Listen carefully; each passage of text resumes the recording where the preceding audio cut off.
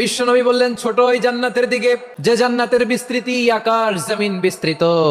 বিশ্বনবীর এই কথা শোনার পরে এক আনসারী সাহাবী সাইয়েদনা উমাইর ইবনুল হুমাম রাদিয়াল্লাহু তাআলা আনহু খেজুর খাচ্ছিলেন। তিনি বিশ্বনবীর দিকে তাকিয়ে কথা শুনছেন আর খেজুর খাচ্ছেন। বিশ্বনবীর কথা শোনা মাত্র সাইয়েদনা উমাইর ইবনুল হুমাম বললেন, বাহ বাহ, মানে চমৎকার, মাশাআল্লাহ, চমৎকার। ও উমাইর, আমার এই কথা শুনে তুমি কেন বললা বাহ বাহ, চমৎকার চমৎকার কেন বললা? সাইয়েদনা উমাইর ইবনে হুমাম রাদিয়াল্লাহু তাআলা আনহু বললেন, ইয়া রাসূলুল্লাহ, আপনার এই কথা শুনে আমি বড্ড খুশি হয়েছি, আর আমি প্রত্যাশা করছি আমি যদি ওই জান্নাতের মালিক হতে পারি তাহলে কতই না ভালো হতো। সুবহানাল্লাহ বলেন। উমাইরের কথা শুনে বিশ্বনবী বললেন, ঠিক আছে উমাইর, জান্নাতে ঢোকার জন্য, এই জান্নাতের অধিবাসী হওয়ার জন্য যেহেতু তোমার এত আকাঙ্ক্ষা, আমি বলে দিলাম আনতা মিন আহলিহা, তুমি আল্লাহর ওই জান্নাতের অধিবাসী হবা।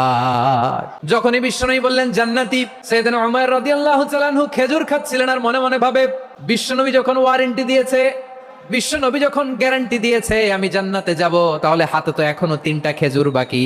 এই 3টা খেজুর যদি খাই তাহলে জান্নাতে ঢুকতে দেরি হয়ে যাবে। সুবহানাল্লাহ পড়েন। এই চিন্তা আসা মাত্রই খেজুর 3টাকে তিনি ছুঁড়ে মারলেন, তলোয়ার বের করে আল্লাহু আকবার বলে বদরের ময়দানে ঝাঁপিয়ে পড়লেন। আল্লাহর শত্রুদেরকে কচুকাটা করে এক পর্যায়ে শাহাদাতের সুধা পেয়ে নিজেও জান্নাতি হয়ে গেলেন। পড়েন সুবহানাল্লাহ।